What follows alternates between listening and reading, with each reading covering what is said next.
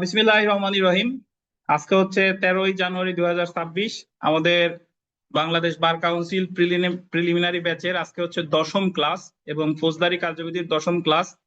আজকে আমরা আলোচনা করব ফৌজদারি কার্যবিধির 190 ধারা থেকে 190 ধারায় অ্যাকচুয়ালি আলোচনা করতে আমলে নেওয়া। দেখেন, অপরাধ আমলে নেওয়া এবং সংশ্লিষ্ট বিধানসমূহ, cognizance of offences and related provisions, ধারা আন্ডারলাইন করবেন 190 থেকে 199 খ।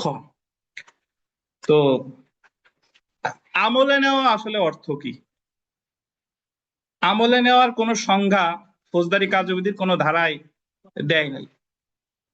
আমলে নেওয়া মানে হলো যে ম্যাজিস্ট্রেটের কাছে প্রাথমিকভাবে মনে হয়েছে যে এই অপরাধটা ঘটতে পারে এবং এর বিরুদ্ধে কার্যক্রম গ্রহণ করা উচিত। তাতে সেটা জিআর মামলা হোক আর সেটা কি সিআর মামলা হোক। যারা নতুন আসছেন তাদের উদ্দেশ্যে বলি, সিআর মামলা হলো যেটা সরাসরি কোর্টে করে, আর জিআর মামলা হলো যেটা সরাসরি কোথায় করে, থানায় করে। জিআর বা নন জিআর প্রথমে করে থানায়, আর সিআর মামলা করে কোথায়, কোর্টে। তবে কোন মামলা থানায় যাক আর কোর্টে যাক, আমলে নেয় কিন্তু কে, ঘুরে ফিরে সেই ম্যাজিস্ট্রেটই। কত ধারায়? 190 ধারায়। সো আমলে নেওয়াকে এইভাবে তুলনা করা যেতে পারে। ধরেন একটু আগে যে আমি যে উদাহরণটা দিলাম, ওই লোক আমাদের কোচিং রে আমলে নেয় নাই, মানে ওনার কাছে মনে হয়েছে যে এই জায়গা পড়ালেখা করার না, কিন্তু ওনার কাছে যদি মনে হতো এই অ্যাটমসফিয়ার দেখে যে না, এই জায়গায় অনেক কিছু আছে, অনেক স্টুডেন্ট আছে, চেয়ার টেবিল আছে বা পড়ানোর কৌশল ভালো, ইনশাল্লাহ ভালো কিছুই হবে, প্রাথমিকভাবে ওনার স্থির করছে যে এই জায়গা আমি পড়বো, তার মানে এটা কি আমলে নেওয়া। আপনি একটা কাঁঠাল কিনতে গেছেন, এখন কাঁঠালের ভিতরে ওই কাঁঠালের যে কোষ সেটা যেমনই হোক না কেন, প্রাথমিক দেখে বা সুগন্ধ নাকে গিয়ে আপনার মনে হয়েছে কি এটা ভালো হতে পারে, এটাই হচ্ছে কি আমলে নেওয়া। তাহলে অপরাধীর ওই যিনি নালিশকারী বা সংবাদদাতা এজাহার বা পুলিশ রিপোর্ট দেখে ম্যাজিস্ট্রেটের কাছে মনে হয়েছে যে এই ঘটনা সত্য হতে পারে এবং এটার বিচার শুরু হওয়া দরকার, এটারাই বলে হচ্ছে আমলে নেওয়া। আমলে নেওয়া হয় 190 ধারায়, মনে রাখতে হবে যে অপরাধ আমলে নেয় ম্যাজিস্ট্রেট কত ধারায়, 190 ধারায়। আর আমি গতদিনও বলছি যে আমলে নেওয়া মানাই হলো 204 ধারায় সমন অথবা কি দেওয়া, ওয়ারেন্ট দেওয়া।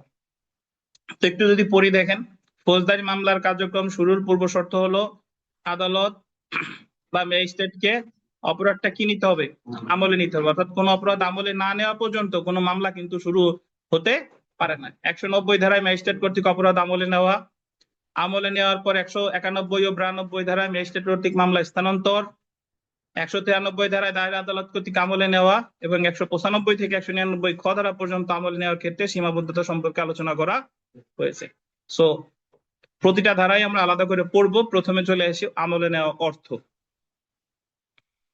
আমলে নেওয়া অর্থ এর পাশে লেখেন বিচারার্থে গ্রহণ, অবলিক দিয়ে লেখেন বিচারার্থে গ্রহণ, বিচারার্থে গ্রহণ।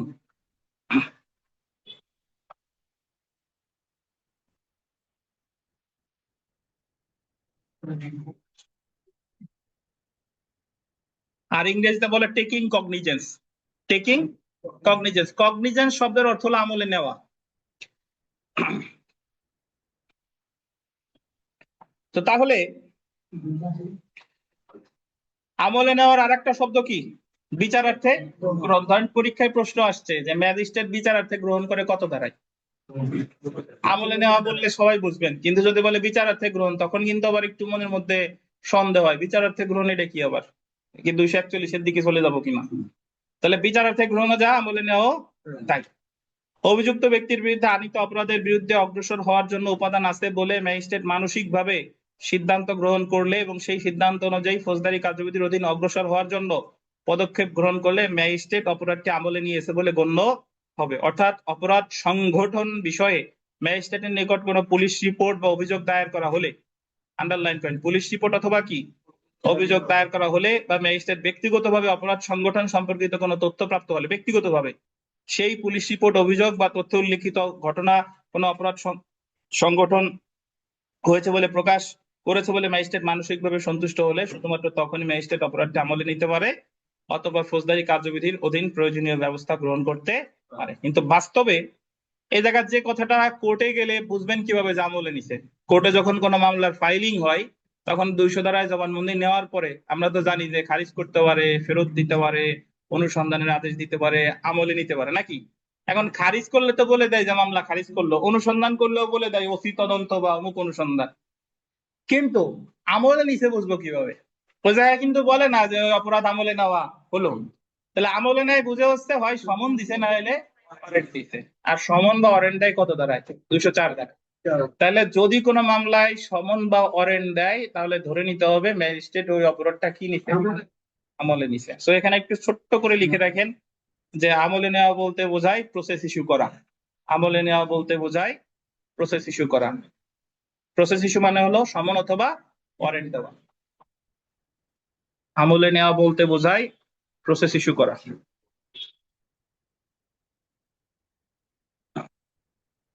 প্রসেস ইস্যু করা। আর প্রসেস ইস্যু মানে কি? সমন অথবা ওয়ারেন্ট।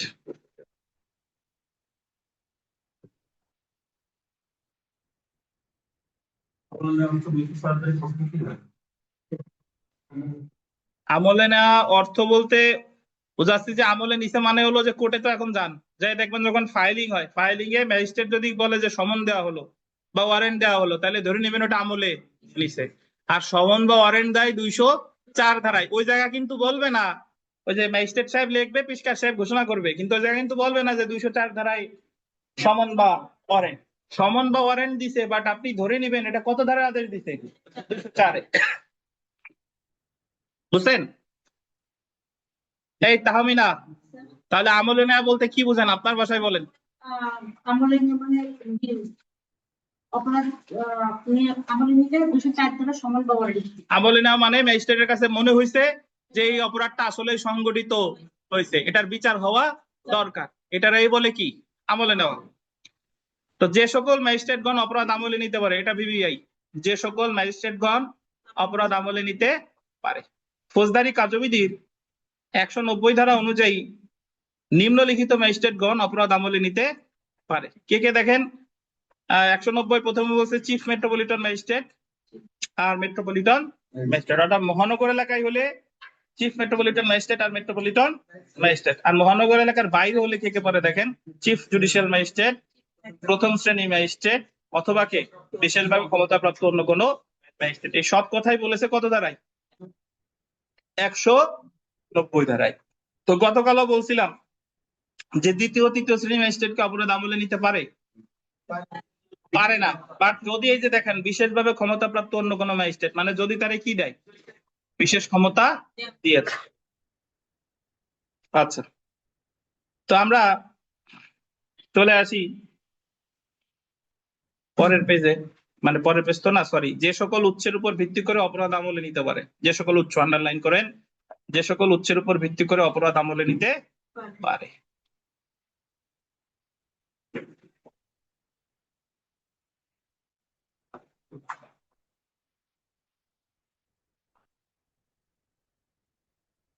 তো দেখেন 190-এর 1 ধারায় উপরে লিখিত ম্যাজিস্ট্রেটগণ গোল দিবেন 3টি উৎসের উপর ভিত্তি করে অপরাধ আমলে নিতে পারে। এটা মনে রাখতে হবে, পরীক্ষায় প্রশ্ন আসবে যে 190 ধারায় কয়টি উৎসের উপর ভিত্তি করে অপরাধ আমলে নিতে পারে। কয়টি উৎস? 3টি উৎস। তো 3টি উৎস কি কি? প্রথমে আমরা চলে আসি নালিশ গ্রহণ করে, 190-1 ক। আমি এটা বিস্তারিত করবো, তার আগে আপনাদের বলে দিই, সেটা হলো যে নালিশি মামলা অর্থাৎ সিআর মামলা আমলে নেয় 190-1 ক। জিআর বা নন জিআর মানে যেগুলো থানায় হয় ওই মামলাগুলো আমলে নেয় 190-1 খ। আর ক খ ছাড়া যদি অন্য কোনো মামলা হয়ে থাকে যে ম্যাজিস্ট্রেটের কাছে কেউই নালিশ করে নাই, কেউই এজাহার দায়ের করে নাই, উনি নিজের ইচ্ছায়, ধরেন সে যখন জাস্টিস অফ দ্য পিস, তখন তো নিজেও কোনো অপরাধ আমলে নিতে পারে, এই নিজের ইচ্ছাও আমলে নিতে পারে, এটা হলো 190-1 গ। অর্থাৎ সবসময় যে ম্যাজিস্ট্রেটের কাছে নালিশ করা লাগবে বিষয়টা তা না। থানায় কোনো কেউ অভিযোগ দেয় নাই, ওনার কাছে কেউ মামলা করে নাই, উনি নিজে স্বপ্রণোদিত হয়েও কোনো মামলা আমলে নিতে পারে, এটা কত? 190-1 গ। তো দেখেন ম্যাজিস্ট্রেটের নিকট নালিশ গ্রহণ করলে ম্যাজিস্ট্রেট এমন নালিশ গ্রহণ পূর্বক অপরাধ আমলে নিতে পারে, 190-1 কত ক। অর্থাৎ আন্ডারলাইন করবেন 200 ধারায় ম্যাজিস্ট্রেটের নিকট নালিশ দায়ের করলে ম্যাজিস্ট্রেট নালিশকারীর গোল দিবেন শপথ পূর্বক জবানবন্দি গ্রহণ করে আন্ডারলাইন করবেন 190 ক ধারায় অপরাধ আমলে নিতে পারে। তাহলে ম্যাজিস্ট্রেট আন্ডারলাইন করবেন হচ্ছে ওই যে গোল দিবেন হলো শপথপূর্বক, আর আন্ডারলাইন করবেন আমলে নাই 190 ক ধারায়। তাই সিআর মামলার ক্ষেত্রে সিআর এর নিচে আন্ডারলাইন করেন, সিআর মামলার ক্ষেত্রে ম্যাজিস্ট্রেট 190 ক ধারায় অপরাধ আমলে গ্রহণ করে। তাহলে পরীক্ষায় যদি প্রশ্ন আসে যে সিআর মামলা আমলে নাই কত ধারায়, অন্যদিকে আন্ডারলাইন করেন নারাজি দরখাস্তকে প্রোটেস্ট পিটিশন নালিশ হিসেবে গ্রহণ করে ম্যাজিস্ট্রেট 190 ক ধারায় অপরাধটি আমলে নিতে পারে। নারাজি দরখাস্ত শব্দটা আমরা সামনেই বিস্তারিত করব। নারাজি পিটিশন আসলে কাকে বলে? নারাজি মানে হলো, একটু জিনিস শুনেন, পুলিশ যখন তদন্ত করে বা সিআর মামলায় যখন পুলিশ তদন্ত করে বা ম্যাজিস্ট্রেট অনুসন্ধান করে, ওই তদন্ত প্রতিবেদন যখন ম্যাজিস্ট্রেটের কাছে আসে, তখন যিনি মামলা করছে তিনি যদি মনে করে যে এই তদন্ত ঠিকঠাক ভাবে হয় নাই, এই অনুসন্ধান ঠিকঠাক ভাবে হয় নাই, তখন তিনি যে দরখাস্তটা দেয় ওই তদন্ত প্রতিবেদনের বিরুদ্ধে, নালিশকারী বা বাদী, এটাতে বলে নারাজি দরখাস্ত। সহজ কথায় বললে, তদন্ত প্রতিবেদন যদি কারো অনুভূত না হয়, আসামির না, কার? বাদী পক্ষের যদি তদন্ত প্রতিবেদন কি অনুভূত না হয়, তাতে সেটা জিআর মামলা হোক আর সিআর মামলা হোক, তাহলে নারাজি দরখাস্ত দেয়। আর নারাজি দরখাস্ত দেয় কত ধারায়? 200 ধারায়। আর নারাজি দরখাস্ত আমলে নিবে কত ধারায়? 190 ক। তাহলে সিআর মামলাও আমলে নেয় 190 ক, নারাজি দরখাস্ত আমলে নেয় কত? 190 ক।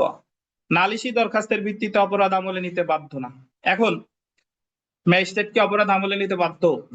একটা জিনিস মনে রাখবেন, 200 ধারায় জবানবন্দি নেওয়ার পরে উনি কিন্তু কিছুই করতে বাধ্য না। আমলে নিবে নাকি তদন্ত দিবে, নাকি ওই 156(3) এফআইআর হিসেবে রেকর্ডের নির্দেশ দিবে, নাকি খারিজ করবে, কোনোটাই কি সে বাধ্য না। এটা হচ্ছে তার বিবেচনামূলক ক্ষমতা, কি করবে নাকি করবে না।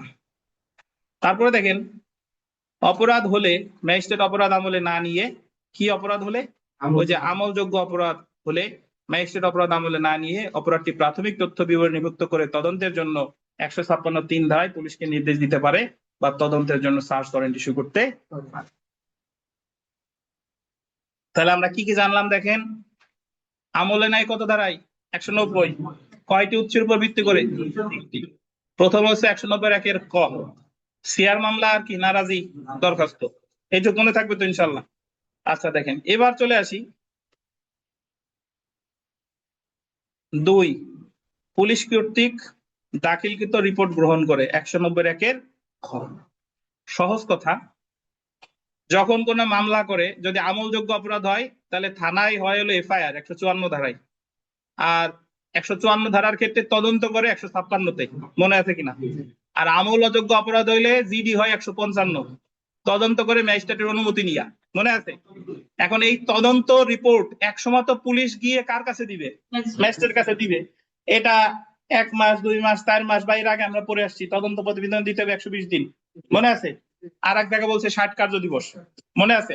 তো যাই হোক না কেন, অনেক ক্ষেত্রে এমন হয় যে 10-12 বছর হয়ে গেছে এখনো তদন্ত প্রতিবেদন দেয় নাই। যখন তদন্ত প্রতিবেদনটা দিবে, তখন ওই তদন্ত প্রতিবেদন দেখে যদি ম্যাজিস্ট্রেটের মনে হয় যে না তদন্ত ঠিকঠাক হয়েছে, তাহলে উনি আমলে নিতে পারে 190 খ। বুঝছেন? তাহলে সিআর মামলা কিন্তু সাথে সাথেই যেদিন দাখিল করে সেদিনই আমলে নেওয়া যায়, কিন্তু জিআর মামলা কবে নেবে? তদন্ত প্রতিবেদন দাখিলের উপর ভিত্তি করে। এই যে দেখেন, জিআর বা নন জিআর সেম। পুলিশ তদন্ত প্রতিবেদনের উপর ভিত্তি করে 190 খ ধারায় ম্যাজিস্ট্রেট অপরাধ আমলে নিতে পারে। জিআর বা এফআইআর মামলার ক্ষেত্রে পুলিশ তদন্ত শেষে লিখিত আকারে যে প্রতিবেদন বা রিপোর্ট দাখিল করে সেই রিপোর্ট গ্রহণ করে ম্যাজিস্ট্রেট অপরাধটি আমলে নিতে পারে। এই ধারায় পুলিশ রিপোর্ট বলতে আন্ডারলাইন করবেন আমলযোগ্য বা আমল অযোগ্য যে কোনো অপরাধে পুলিশ রিপোর্ট বোঝানো হয়েছে। তাহলে যদি থানায় আমলযোগ্য অপরাধের মামলা করে তার নাম কি? সেটা হবে হলো এফআইআর নাকি? আর আমল অযোগ্য অপরাধের তথ্য দিলে জিডি। জিডি পরবর্তী হয় নন জিআর। আমলযোগ্য এফআইআর পরবর্তীতে হয় জিআর, আমল অযোগ্য জিডি পরবর্তীতে হয় কি? নন জিআর। মনে রাখতে হবে, পুলিশের নিকট মামলা করা মানেই ম্যাজিস্ট্রেট অপরাধটি আমলে নিয়েছে সেটা বলা যায় না, বরং থানায় দায়েরকৃত মামলা তদন্ত করে পুলিশ 173 ধারায় রিপোর্ট দাখিল করলে উক্ত রিপোর্টের ভিত্তিতে ম্যাজিস্ট্রেট 190 খ ধারায় অপরাধ আমলে নিতে পারে। তাহলে আমলে নিবে কততে? পুলিশ নন জিআর বা নন জিআর 190 খ। সিআর মামলা হইলে 190 ক।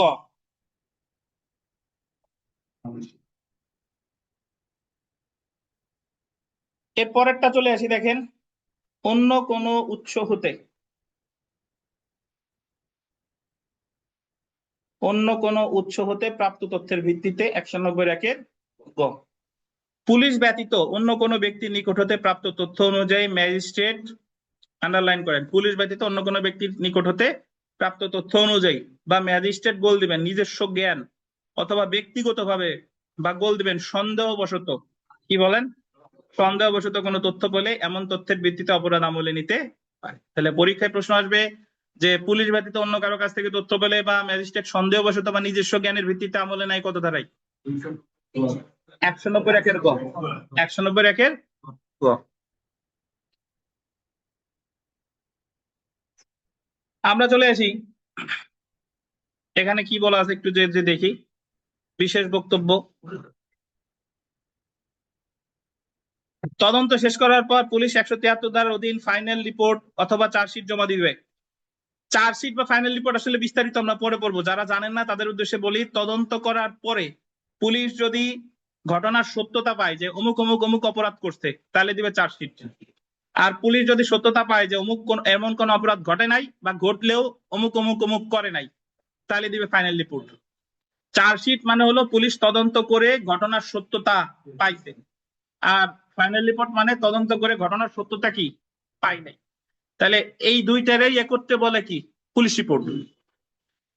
চার্জশিট জমা দিলে 190 খ ধারায় অপরাধ আমলে নিতে পারে। আবার ম্যাজিস্ট্রেট নিকট কোনো ব্যক্তি কোনো অপরাধের নালিশ বা অভিযোগ দায়ের করলে ম্যাজিস্ট্রেট সেই নালিশ বা অভিযোগের উপর ভিত্তি করে 190 ক ধারায় আমলে নিতে পারে। এটা তো আমরা জানি, কিন্তু পরেরটা ইম্পর্টেন্ট দেখেন।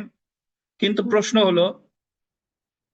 প্রশ্ন হলো পুলিশ ফাইনাল রিপোর্ট জমা দিলে ম্যাজিস্ট্রেট অপরাধ আমলে নিতে পারবে কিনা।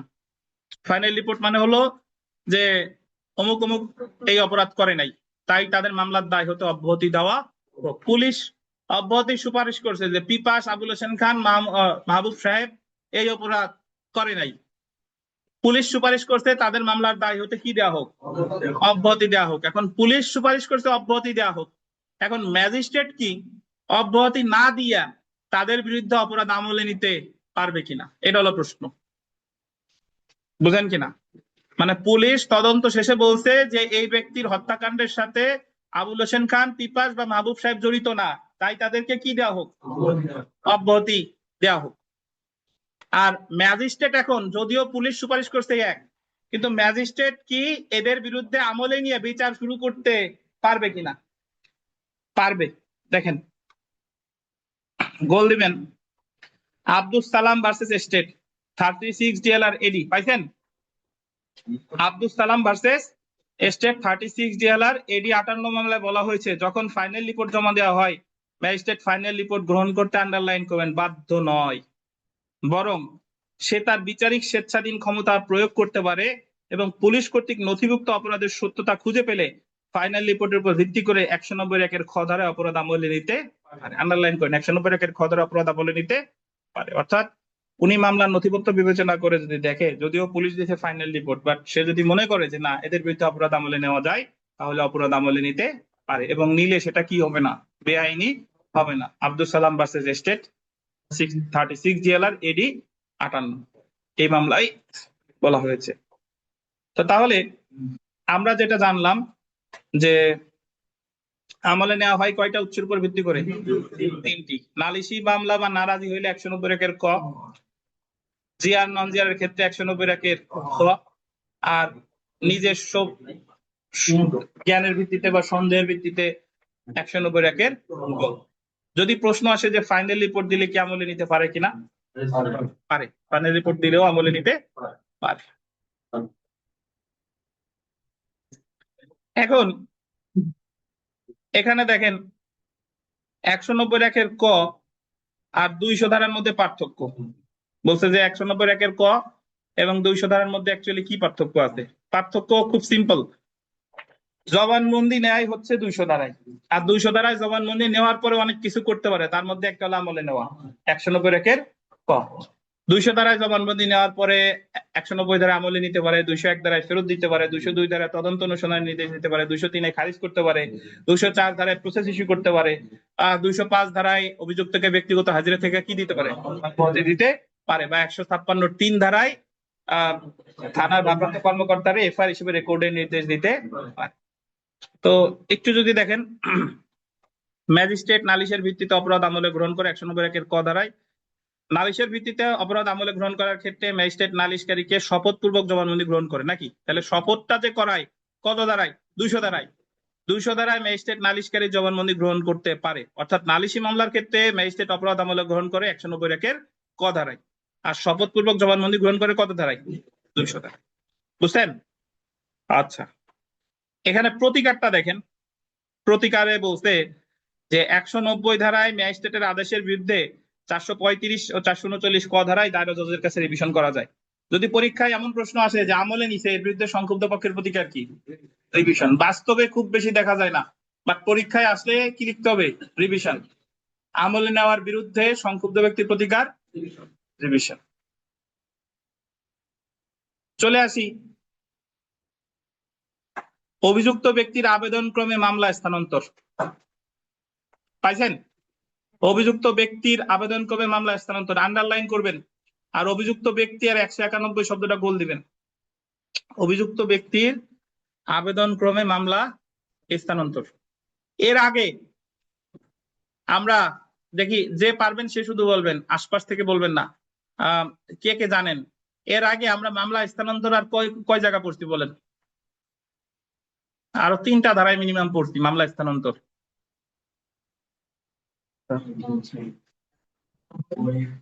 হ্যাঁ হ্যাঁ, কি কি আছে বলেন? 192-তে কি আছে, 205 গ-তে কি আছে, আর 205 গ-তে কি আছে?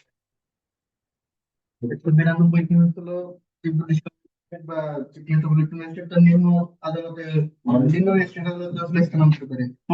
আর 205 গ-তে হচ্ছে আমলি আদালত দায়রা আদালতের কাছে মামলা ভর্তি করে। আর 205 গ-তে হচ্ছে আমলি আদালত হচ্ছে কিন্তু ডিভিশনাল ম্যাজিস্ট্রেট কর্তৃক মেট্রোপলিটন ম্যাজিস্ট্রেটের কাছে স্থানান্তর করে।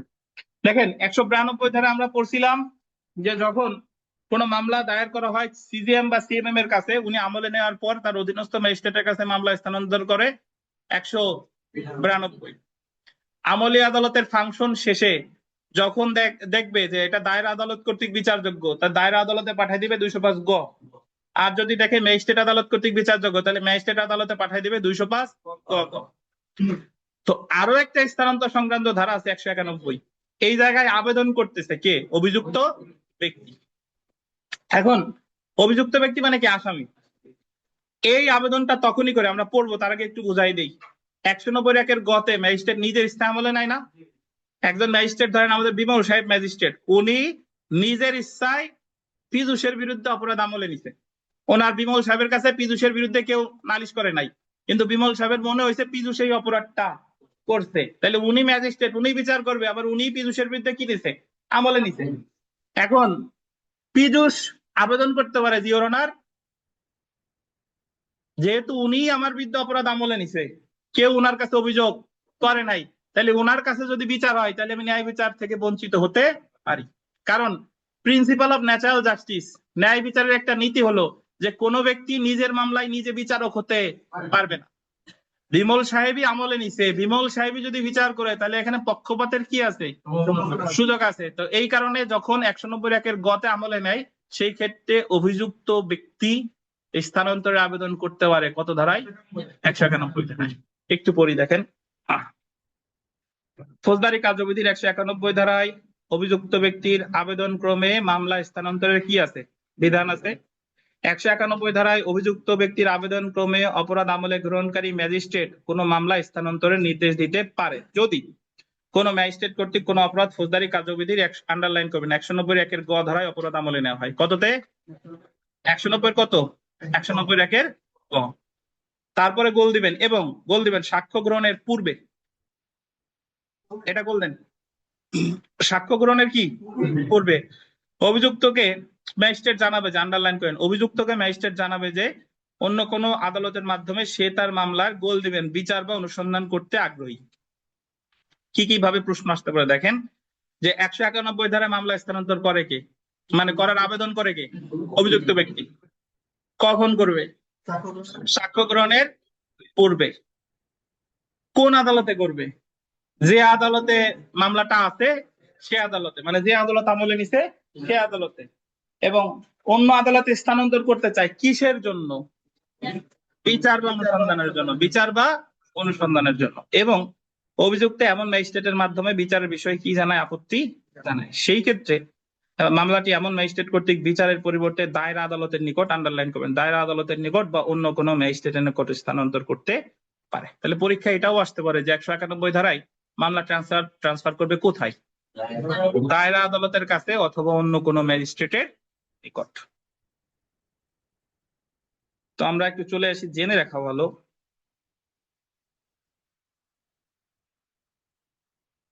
যে 191 ধারা প্রযোজ্য হবে শুধুমাত্র যে ক্ষেত্রে ম্যাজিস্ট্রেট 190 গ ধারার অধীন অপরাধ আমলে নিয়ে থাকে, নাকি? 191 ধারা কিন্তু 190 ক, 190 খ এই দুইটা ক্ষেত্রে প্রযোজ্য হবে না। যে ক্ষেত্রে প্রযোজ্য হবে যে ম্যাজিস্ট্রেট নিজের স্থায়ী আমলে নিছে।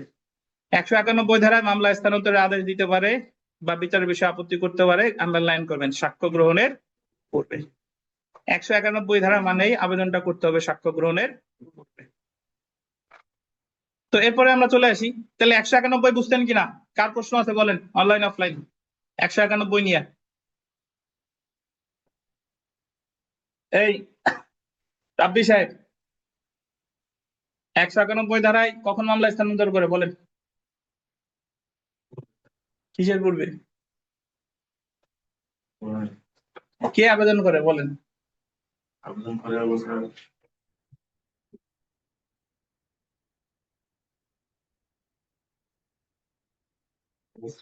ম্যাজিস্ট্রেট আবেদন করবে কার কাছে? আসামির কাছে। তো তোমার মামলা স্থানান্তর করি, তুমি অনুমতি দাও। এনসিপির আসামি এলে এবার করতে পারে শুনে। আচ্ছা, তানবিন সাহেব বলেন। 191 ধারায় মামলা স্থানান্তর আবেদন কে করে? তানবিন সাহেব শুনেন নাই? মিলন সাহেব কে করে? আসামির আবেদন করে মামলা করে, আসামি করে আবেদন। কার কাছে করবে? কোন ম্যাজিস্ট্রেট? যে ম্যাজিস্ট্রেট মামলা আমলে নিছে তার কাছে। কখন করবে? সাক্ষ্য গ্রহণের পূর্বে। এবং যদি ট্রান্সফার করে কোথায় পাঠাবে? দায়রা আদালতে বা অন্য কোনো ম্যাজিস্ট্রেটের কাছে। এবং 191 ধারায় আবেদনটা তখনই করা হয় যখন আমলে নাই কত ধারায়? 190 একের গ। 190 একের গ। আপনারা হারাই যান চিন্তার সমুদ্রে। আমি পড়াই এক জিনিস আর আপনারা ভাবেন আর এক জিনিস বোধহয়। দেখেন, ম্যাজিস্ট্রেট কর্তৃক মামলা স্থানান্তর 192 ধারা অলরেডি আমরা পড়ছি। তারপরেও দেখেন 192 ধারার অধীন আন্ডারলাইন করবেন চিফ জুডিশিয়াল ম্যাজিস্ট্রেট বা চিফ মেট্রোপলিটন ম্যাজিস্ট্রেট, যে কোনো মামলা যেটা সে গোল দিবেন আমলে নিয়েছে, তারপরে গোল দিবেন বিচার বা অনুসন্ধানের জন্য তার অধীনস্থ ম্যাজিস্ট্রেটের নিকটে স্থানান্তর করতে পারে। তাহলে এখানে কি কি প্রশ্ন আসবে? যে 192 ধারায় মামলা স্থানান্তর করে কে? সিজিএম বা সিএমএম। কখন? আমলে নেওয়ার পরে। কার কাছে? অধীনস্থ ম্যাজিস্ট্রেটের কাছে। কিসের জন্য? বিচার বা অনুসন্ধানের জন্য। আপনি যখন প্রতিটা লাইন পড়বেন তখন নিজে নিজে চিন্তা করবেন যে এই জায়গা থেকে কি প্রশ্ন হতে পারে। বুঝতে পারছেন? তাহলে আমি যদি একটু প্রশ্ন করি, পিপাস বাইন বলেন 192 ধারায় মামলা স্থানান্তরের জন্য কে আবেদন করে? 192 ধারায় মামলা স্থানান্তরের জন্য কে আবেদন করে? আবুল হোসেন খান কি বলেন? 191 তো অভিযুক্ত ব্যক্তি আবেদন করে, 192 কে করে আবেদন? ম্যাজিস্ট্রেট কি করে আবেদন? কেউ করে? কেউ আবেদন করে না। 192 আবেদন করার কথা কেউ বলছে নাই। এটা তো ম্যাজিস্ট্রেট নিজের ইচ্ছায় স্বপ্নদিত হয়ে করে। বুঝছেন? আচ্ছা, এরপরে আসি দায়রা আদালত কর্তৃক অপরাধ আমলে নেওয়া, ধারা 193। পরীক্ষায় প্রশ্ন আসবে যে দায়রা আদালত অপরাধ আমলে নেয় কত ধারায়? 193। আর ম্যাজিস্ট্রেট নাই 190। 192। 190 নাই ম্যাজিস্ট্রেট, দায়রা আদালত নাই 193। এখন একটা বিষয় এখানে বুঝেন যে দায়রা আদালত as a court of first instance তিনি আমলে নিতে পারে না, অর্থাৎ আমলে নেওয়ার প্রাথমিক অধিকার কার? ম্যাজিস্ট্রেটের। বিশেষ ক্ষেত্রে যদি ম্যাজিস্ট্রেট পাঠায় দায়রা আদালতে, তাহলে দায়রা আদালত আমলে নিতে পারে। তাহলে একটা জিনিস খেয়াল করবেন, দায়রা আদালত আমলে নিতে পারে, কিন্তু আদি এখতিয়ার সম্পূর্ণ আদালত হিসেবে আমলে নিতে পারে না। এই যে পড়ি দেখেন, আদি আমলি আদালত হিসেবে as a court of original jurisdiction দায়রা জজ কোর্ট সরাসরি মামলা আমলে নিতে পারে না। আদি আমলি আদালত যারা বুঝেন না তাদের উদ্দেশ্যে বলি, যেখানে সরাসরি মামলা করা যায় সেটা হলো আদি আমলি আদালত, বুঝছেন? তাহলে দায়রা আদালতে কোনো মামলা সরাসরি করা যায় না, এই কারণে দায়রা আদালত আদি আমলি আদালত না। মামলা আমলে নেওয়ার ক্ষমতাপ্রাপ্ত ম্যাজিস্ট্রেট অভিযুক্তকে দায়রা কোর্টে পাঠানোর পর, আন্ডারলাইন করবেন, 193 এক ধারা অনুযায়ী দায়রা জজ অপরাধ বিচারার্থে আমলে নিতে পারে। অতিরিক্ত দায়রা জজ বা যুগ্ম দায়রা জজ এমন ধরনের অপরাধের বিচার করতে পারে যখন সরকার সাধারণ বা বিশেষ আদেশ দ্বারা বিচার নির্দেশ দিলে বা দায়রা জজ অপরাধটি বিচারের জন্য তাদের কাছে অর্পণ করলে। তাহলে আমার যেটা মনে রাখতে হবে যে দায়রা আদালত অপরাধ আমলে নেয় কত ধারায়? 193 ধারায়। আদি আমলি আদালত হিসেবে আমলে নিতে পারে না, আদি আমলি আদালত হিসেবে আমলে নেয় কে? ম্যাজিস্ট্রেট। কত ধারায়? 190। তাহলে আমলে নেওয়া দুইটা জায়গায় আছে, 190 ম্যাজিস্ট্রেট আর 193 কে? দায়রা আদালত। তানভীর সাহেব, দায়রা জজ আর দায়রা আদালত কি এক জিনিস? তাহলে পার্থক্য বলেন। হ্যাঁ, কে কে?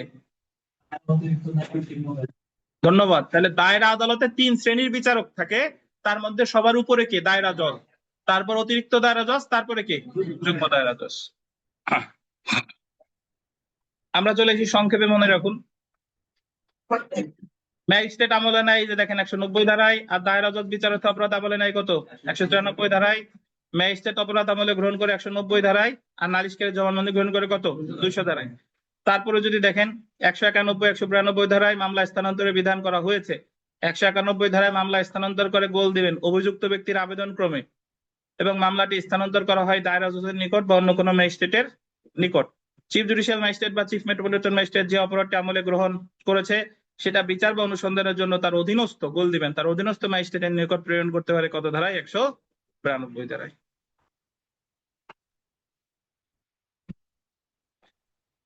তারপরের লাইনটা খুবই গুরুত্বপূর্ণ।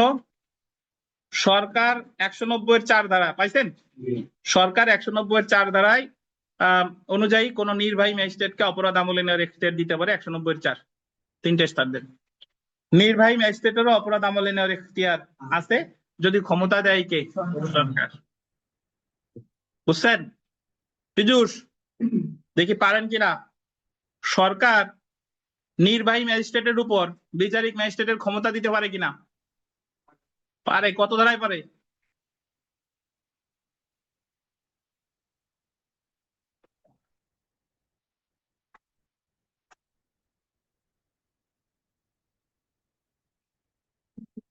লুৎফর সাহেব 154। লুৎফর সাহেব কি বলে? তারা মনে নাই। পূর্ণ 190-4 তো মাত্র বললাম, 90-4 না, আমি বলছি উল্টাটা। মানে এটা তো সরকার দিছে আমলে নেওয়ার ক্ষমতা, আমি বলছি যে নির্বাহী ম্যাজিস্ট্রেটকে বিচারিক ম্যাজিস্ট্রেটের ক্ষমতা দিতে পারে। পিপাস বাইন কত ধারা? আবুল হোসেন খান, মাহবুব সাহেব, প্রশ্ন আর একবার করবো। হ্যাঁ,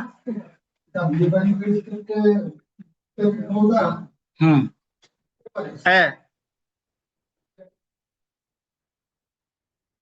লালন সাহেব মনে নাই। হিজবুল সাহেব এই 17.50। আফরোজ আপনি বলেন, ওই পরীক্ষায় তো পাইছিলেন বোধহয়। আচ্ছা, পারা উচিত। বলেন আলম ভাই। 11 ধারায়, 4 দিয়ে কাজ নাই। কত ধারা?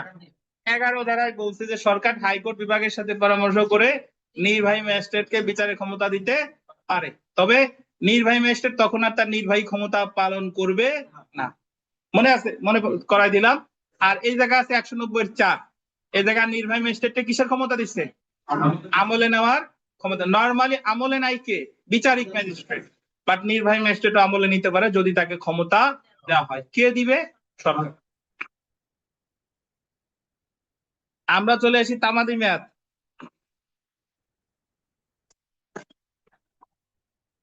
ফৌজদারি মামলা দায়েরের জন্য নালিশ বা এজাহার বা প্রাথমিক তথ্য বিবরণী দাখিলের কোনো তামাদির মেয়াদ নেই। শুনেন, তামাদি মানে হলো একটা নির্দিষ্ট সময়ের মধ্যে মামলা করতে হবে। দেওয়ানি মামলা তামাদি মেয়াদ আছে। দেওয়ানি মামলা দখল পুনরুদ্ধার, টাকা পাই টাকা দিচ্ছে না, তারপরে চুক্তি ভঙ্গ করতে। যখন দেওয়ানি মামলা করব প্রতিটা মামলার একটা তামাদি মেয়াদ আছে। ওই মেয়াদের মধ্যে মামলা না করলে পরবর্তীতে যদি আমি মামলা করতে যাই আমার মামলা খারিজ করে দিবে। কিন্তু ফৌজদারি মামলার কোনো নির্দিষ্ট তামাদি মেয়াদ নাই। ফৌজদারি মামলা যৌক্তিক কারণ থাকলে 50-100 বছর পরেও হতে পারে। এতটুকু মনে রাখলেই হবে। তাহলে ফৌজদারি মামলার ক্ষেত্রে, মূল মামলার ক্ষেত্রে তামাদি মেয়াদ প্রযোজ্য না, বাট ফৌজদারি যে আপিল রিভিশন আছে এই ক্ষেত্রে আবার তামাদি মেয়াদ কি প্রযোজ্য। যেরকম মৃত্যুদণ্ডের বিরুদ্ধে আপিল করতে হবে 7 দিনের মধ্যে, এটা খেয়াল করবেন। তামাদি আইন 1908 শুধুমাত্র ফৌজদারি আপিল দায়েরের তামাদি মেয়াদ উল্লেখ করেছে। উক্ত আপিল দায়েরের মেয়াদ ফৌজদারি রিভিশন দায়েরের ক্ষেত্রেও প্রযোজ্য। আচ্ছা, এখন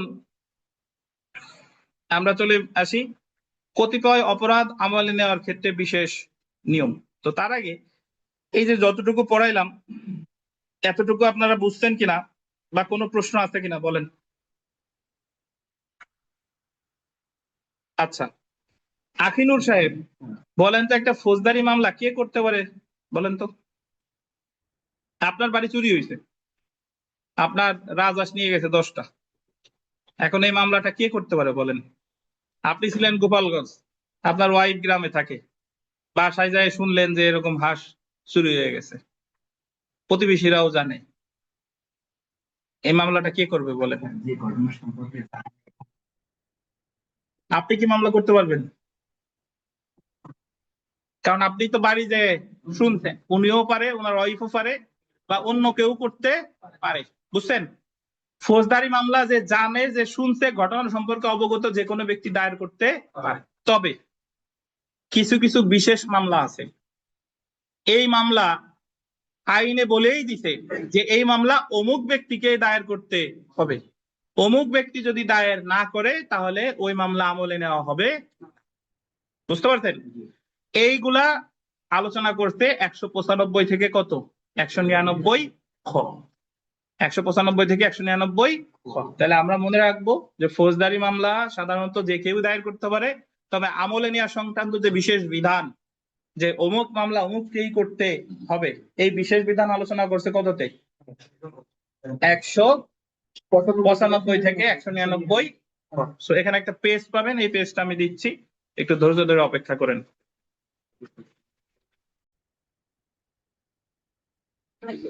আচ্ছা, তো আমলে নেওয়ার ক্ষেত্রে যে বিশেষ বিধিবিধান এই সম্পর্কে আলোচনা করছে 195 থেকে 199 খ। তো তার মধ্যে প্রথমে যে ধারাটা আমরা পড়বো সেই ধারাটা হলো 195। দেখেন এই ধারায় আমরা চলে আসি 195, যেখানে বলেছে যে দণ্ডবিধির 172 থেকে 188 ধারার সরকারি কর্মচারীদের আইনানুগ ক্ষমতার অবমাননা প্রসঙ্গে অধীনে সংগঠিত কোনো অপরাধ সংশ্লিষ্ট, আন্ডারলাইন করবেন, সরকারি কর্মচারী অথবা আন্ডারলাইন করবেন তার ঊর্ধ্বতন কর্মকর্তার, গোল দিবেন, লিখিত অভিযোগ ব্যতীত কোনো আদালত আমলে নিবে না। এটার একটু অর্থ দিই, এটার একটু ব্যাখ্যা দিই। দণ্ডবিধির 172 থেকে 188 এই ধারাগুলোতে যে অপরাধগুলোর কথা বলা হয়েছে, এই অপরাধগুলো হলো সরকারি কর্মচারী সংক্রান্ত। যে সরকারি কর্মচারী বা আদালত সমন দিছে আসে নাই, সরকারি কর্মচারী বা আদালত সমন দিছে সে একসেপ্ট করে নাই, সরকারি কর্মচারী সাহায্য করতে বলছে করে নাই, সরকারি কর্মচারী তারা বলছে যে এই জায়গায় এই কাজ করবে না কিন্তু সে করছে। তো এই বিধিবিধানগুলো যদি কেউ অমান্য করে তাহলে ওই যে সরকারি কর্মচারী আদেশ দিছিল সেই সরকারি কর্মচারীকেই মামলাটা করতে হবে। উনি ছাড়া আর একজন করতে পারে, ওনার ঊর্ধ্বতন অফিসার, ওনার কে ঊর্ধ্বতন অফিসার, এই দুইজনকেই করতে হবে। ওনারা ছাড়া যদি অন্য কোনো সাধারণ ব্যক্তি করে তাহলে এটা অপরাধ আমলে নেওয়া হবে না। উদাহরণস্বরূপ বলি যে আপনারা জানেন যে ফৌজদারি কার্যবিধিতে 144 ধারা আদেশ ভঙ্গ করলে কত ধারায় মামলা হবে?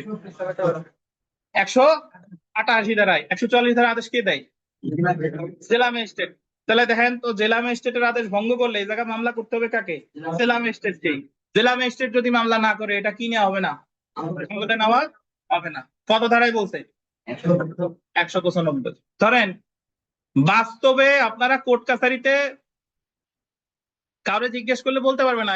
দুইজন উকিল সাহেব গোপালগঞ্জ লাইভে আসছে, লাইভে আসার পরে আমি আবার ছদ্মবেশে কমেন্ট করছি যে 144 ধারার মামলা, 144 ধারা আদেশ ভঙ্গ করলে কি হয়।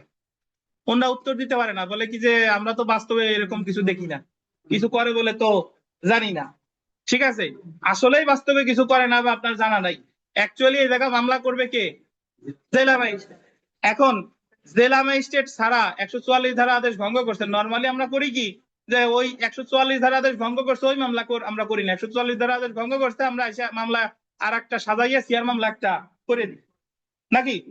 কিন্তু ওই যে 144 ধারা আদেশ সে ভঙ্গ করলো, সে তো ওই জায়গায় একটা অপরাধ করতে, এই অপরাধটা করতে দণ্ডবিধির 188 ধারার অপরাধ। এই মামলাটা জেলা ম্যাজিস্ট্রেটকেই করতে হবে। এখন প্রশ্ন আছে যে অনেকে ভাবতে পারেন, স্যার জেলা ম্যাজিস্ট্রেটের কি ঠেকা পড়ছে আমার মামলা উনি করবে, উনি কেন আমার মামলা করতে যাবে? হ্যাঁ, ঠেকা পড়ছে, ওনারে ঠেকাই দিতে হবে।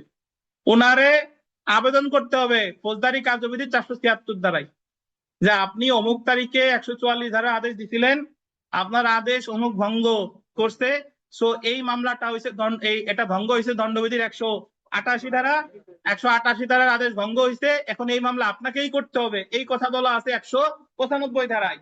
আপনি এই মামলা করবেন, এই কারণে আপনারে দরখাস্ত দিলাম 473 ধারায়। বুঝছেন? আর আমি যদি আইনের বিধান না জানি, তাহলে ওনার কাছে যে আমি অ্যাপ্রোচ করবো কিভাবে? তো তাহলে যে সরকারি কর্মকর্তা সংক্রান্ত কোনো মামলা হলে কত ধারা, ওই সরকারি কর্মকর্তাকেই কি করতে হবে? মামলা করতে হবে, বিশেষ করে দণ্ডবিধি 172 থেকে কত 188। তারপরে দেখেন, এটা পরে আমরা নামাজের বিরতিতে যাই। দণ্ডবিধির 193, 194, 195, 196, 199, 200, 205, 206, 207, 208, 209, 210, 211, 228। এর ভিতরে আমি একটু যদি বলি যে 193 থেকে 200 পর্যন্ত হলো মিথ্যা সাক্ষ্য দান বা মিথ্যা সাক্ষ্য উদ্ভাবন। মিথ্যা সাক্ষ্য দান বা মিথ্যা সাক্ষ্য কি উদ্ভাবন। 211-তে হলো কেউ মিথ্যা মামলা দায়ের করছে, মিথ্যা মামলা দায়ের করছে। আর 228-এ হলো আদালত অবমাননা, আদালত অবমাননা। তাহলে এই ধারায় উল্লেখিত কোন অপরাধ যদি, আন্ডারলাইন করবেন, কোন অপরাধ আদালতের কার্যক্রমে সংগঠিত হয়, মিথ্যা সাক্ষ্য দেয় যদি কেউ আদালতে, তবে গোল দিবেন উক্ত আদালত বা তার ঊর্ধ্বতন আদালতের লিখিত অভিযোগ ব্যতীত কোনো আদালত আমলে নিবে না। অর্থাৎ চিফ জুডিশিয়াল ম্যাজিস্ট্রেট ভবনে একজন মিথ্যা সাক্ষ্য দিতে এসে ধরা খাইছে, তাহলে এটা তো দণ্ডবিধির 193 ধারার অপরাধ। এই মামলাটা কোনো উকিল সাহেব দায়ের করলে হবে না, কাকে দায়ের করতে হবে? চিফ জুডিশিয়াল ম্যাজিস্ট্রেটকেই দায়ের করতে হবে, অথবা ঊর্ধ্বতন কর্তৃপক্ষকে দায়ের করতে হবে। অন্য কেউ দায়ের করলে অপরাধ আমলে নেওয়া হবে না। কত ধারে বলছে? 195। বুঝছেন? তাহলে সরকারি কর্মচারী সংক্রান্ত মামলা সরকারি কর্মকর্তাকেই করতে হবে, আর আদালতে মিথ্যা সাক্ষ্য দিলে ওই আদালতকেই বাদী হয়ে মামলা করতে হবে। আচ্ছা, আর একটা পড়ায় যাই, সেটা হলো দণ্ডবিধির 463, 471, 475, 476 এই জায়গা আছে জালিয়াতি। কি বলেন? জালিয়াতি ধারায় উল্লেখিত কোন অপরাধ যদি কোনো আদালতের কোনো কার্যক্রমে দাখিলকৃত বা সাক্ষ্য প্রমাণে গৃহীত কোনো দলিল সম্পর্কে উক্ত মামলার কোনো পক্ষ কর্তৃক সংগঠিত হয়, উক্ত আদালত গোল দিবেন, উক্ত আদালত বা তার ঊর্ধ্বতন আদালতের গোল দিবেন লিখিত অভিযোগ ব্যতীত কোনো আদালত আমলে নিবে না। আমি একটু ব্যাখ্যা দিই, এইভাবে শুনেন। ধরেন সহকারী জজের কাছে একটা দেওয়ানি মামলার বিচার হচ্ছে, দেওয়ানি মামলার বিচারে বাদী পক্ষ এসে জাল দলিল দেখাইছে, জাল দলিল দেখাইলে সহকারী জজ আবার এটা কি শনাক্ত করতে পারছে যেটা হলো জাল দলিল, বর্তমানে নাম সিভিল জজ। তাহলে ওই সিভিল মামলার বিচার যা হোক না কেন, মামলার কর্মকাণ্ডে যে জাল দলিল দেখাইছে স্বয়ং এটা একটা কি নতুন অপরাধ। তাহলে ওই জালিয়াতির মামলা কাকে করতে হবে? সহকারী জজকে, অথবা সহকারী জজ যার অধীনস্থ তাকে। এই দুইজন ছাড়া কেউ করলে আমলে নেওয়া হবে না। বুঝতে পারছেন? তাহলে মনে রাখতে হবে সরকারি কর্মচারী সংক্রান্ত, মিথ্যা সাক্ষ্য সংক্রান্ত, জালিয়াতি সংক্রান্ত এই মামলাগুলো সরকারি কর্মকর্তাকেই করতে হবে, আদালতকে করতে হবে বা তার উপরস্থ আদালতকে করতে হবে, অন্য কেউ করলে আমলে নেওয়া হবে না। এই কথাগুলো বলছে কত ধারায়? 195 ধারায়। তারপরে দেখেন উপরে উল্লেখিত আদালত বলতে আন্ডারলাইন করবেন দেওয়ানি, রাজস্ব বা ফৌজদারি আদালতকে বোঝায়। এটা বিবিআই পরীক্ষায় প্রশ্ন আসবে যে 195 ধারায় আদালত বলতে কারে কারে বোঝানো হয়েছে? দেওয়ানি, রাজস্ব আর কে? ফৌজদারি। কিন্তু 1908 সালের রেজিস্ট্রেশন আইনের অধীন রেজিস্ট্রার বা সাব রেজিস্ট্রার বোঝায় না। অর্থাৎ রেজিস্ট্রার বা সাব রেজিস্ট্রার 195 ধারার ব্যাখ্যা অনুসারে কোনো আদালত না। তাহলে 195 ধারার ব্যাখ্যা অনুসারে আদালত কে কে? দেওয়ানি, রাজস্ব আর ফৌজদারি। তাহলে আমি আবার বলে দিই যে আমলে একটা মামলা যে কেউ দায়ের করতে পারে, কিন্তু কিছু কিছু মামলা আছে এই মামলাগুলো পার্টিকুলারলি অমুক অমুক ব্যক্তিকেই করতে হবে। এই সম্পর্কে আলোচনা করছে 195 থেকে 199 খ। তার মধ্যে 195-তে বলছে যে সরকারি কর্মচারী মামলাগুলো সরকারি কর্মচারীকেই করতে হবে, যা দণ্ডবিধির 172 থেকে 188-তে আছে। মিথ্যা সাক্ষ্য দান যদি আদালতে দেয়, মিথ্যা মামলা করে, আদালত অবমাননা করে, তাহলে ওই আদালতকেই বাদী হয়ে মামলাটা করতে হবে বা ওনার উপরস্থ আদালত। আদালতের কোনো কর্মকাণ্ডে যদি জাল দলিল দেখায়, জালিয়াতি করে, তাহলে ওই আদালতকে তার উপরস্থ আদালতকেই মামলা করতে হবে। আর এই জায়গায় আদালত বলতে বোঝাচ্ছে দেওয়ানি, রাজস্ব, ফৌজদারি। রেজিস্ট্রার বা সাব রেজিস্ট্রার এখানে কোনো আদালত হিসেবে গণ্য হবে না। নামাজের বিরতি, নামাজ শেষে আমরা বিস্তারিত পড়বো ইনশাআল্লাহ। 195 আমরা একটু আইন পাঠে ফেরত যাই। 195 ধারা আমরা ওই নোট থেকে পড়লাম, আইন পাঠে প্রয়োজন নাই। চলে আসেন 196 ধারা আইন পাঠে কি লেখা আছে একটু দেখি। যে ধারা 196 রাষ্ট্রের বিরুদ্ধে অপরাধ সমূহ, যেমন আন্ডারলাইন করবেন রাষ্ট্রদ্রোহিতা, আন্ডারলাইন করবেন রাষ্ট্রের বিরুদ্ধে যুদ্ধ ঘোষণা বা দণ্ডবিধির 108 ক, 153 ক, 294 ক, 295 ক, 505। তো রাষ্ট্রদ্রোহিতা, তারপরে বাংলাদেশের বিরুদ্ধে যুদ্ধ ঘোষণা। 108 কতে আছে যে বাংলাদেশে থেকে বাইরের দেশে কোনো অপরাধের প্ররোচনা দেওয়া। 153 কতে আছে শ্রেণী সময়ের মধ্যে বৈষম্য। 294 কতে আছে যে আপনার অশ্লীল অশ্লীল পুস্তক না, যাই হোক 294-তে যা আছে এই সকল মামলাগুলো কে করবে দেখেন, সরকারের বা সরকার কর্তৃক ক্ষমতাপ্রাপ্ত কর্তৃপক্ষের নির্দেশে তৈরিকৃত অভিযোগ অনুযায়ী। অর্থাৎ রাষ্ট্রদ্রোহিতা হলো রাষ্ট্রের বিরুদ্ধে খারাপ কথা বলা না, সরকারের বিরুদ্ধে খারাপ কথা বলা। এখন সরকারের বিরুদ্ধে ধরেন আমাদের এই জায়গার একজন সরকারের বিরুদ্ধে খারাপ কথা বলছে, এখন আমি আপনি গিয়ে যদি রাষ্ট্রদ্রোহিতার মামলা করতে যাই, এই মামলা আমলে নিবে না। কারণ 196 ধারা বলা হয়েছে রাষ্ট্রদ্রোহিতার মামলা আমলে নিবে যারে পাঠাইছে কে? সরকার। সরকারের নির্দেশে যদি সে মামলা দায়ের করে তাহলে সেই ক্ষেত্রেই আমলে নেওয়া যেতে পারে। তাহলে আমি মনে রাখবো 196 রাষ্ট্রদ্রোহিতা, আর হচ্ছে যুদ্ধ ঘোষণা, সরকারের বিরুদ্ধে যুদ্ধ ঘোষণা। 197-তে আসেন বিচারক বা সরকারি কর্মকর্তার বিচার। সরকারি কর্মকর্তা বা বিচারকের বিরুদ্ধে যদি আপনি মামলা করতে চান তাহলে আন্ডারলাইন করবেন সরকারের অনুমতি ছাড়া অভিযোগ আমলে নেওয়া যাবে না। সরকারের অনুমতি ছাড়া। এখন অনেকেই বুঝেন না, যে ভাবতে পারেন যে স্যার সরকারি কর্মকর্তা তো 195-তে বললাম, আবার 197-তেও আছে, এই দুইটার ভিতরে পার্থক্য কি? 195-তে হলো সরকারি কর্মকর্তা বাদী হবে, আর 197-তে হলো যদি মামলা করেন সরকারি কর্মকর্তার বিরুদ্ধে, মানে আসামি হচ্ছে কে? সরকারি কর্মকর্তা। তাইলে অবশ্যই আমি যদি পুলিশ ঠিকঠাক ভাবে আমার চার্জশিট দেয় নাই, কোন বিচারক নির্দেশ প্রসূত ভাবে রায় দিছে, এই সংক্রান্ত মামলা করতে চাই, তাহলে অবশ্যই কার অনুমতি লাগবে? সরকারের অনুমতি নেওয়ার পরেই অপরাধ আমলে নিবে, তার আগে আমলে নেবে না। বুঝতে পারছেন? তাহলে 195-এর ক্ষেত্রে হলো জাল দলিল, মিথ্যা সাক্ষ্য দান, সরকারি কর্মকর্তার মামলা সরকারি কর্মকর্তাকে করতে হবে। 196 ধারার ক্ষেত্রে রাষ্ট্রদ্রোহিতা বা বাংলাদেশের যুদ্ধ ঘোষণা সরকার কর্তৃক সরকারের নির্দেশে কোনো ব্যক্তি দায়ের করলে আমলে নেওয়া হবে। 197-তে যদি মামলা করি কার বিরুদ্ধে? সরকারি কর্মকর্তা বা বিচারকের বিরুদ্ধে, তাহলে অবশ্যই কার অনুমতি ছাড়া আমলে নেবে না? সরকারের অনুমতি ছাড়া আমলে নিবে না। চলে আসেন 198 ধারা। 198 ধারায় বলছে দেখেন দণ্ডবিধির 493 থেকে 496 ধারা পর্যন্ত আন্ডারলাইন করবেন বিবাহ সম্পর্কিত অপরাধ, যেমন মুসলিম নারী কর্তৃক বিবাহ বলবৎ থাকা অবস্থায় পুনরায় বিবাহ করা বা দ্বিগামিতা, বা এখানে একটু লিখে রাখেন চুক্তিভঙ্গ ও মানহানি, এই ঘরে লেখেন চুক্তিভঙ্গ ও মানহানি, চুক্তিভঙ্গ ও মানহানি একটু লেখেন, চুক্তিভঙ্গ ও মানহানি।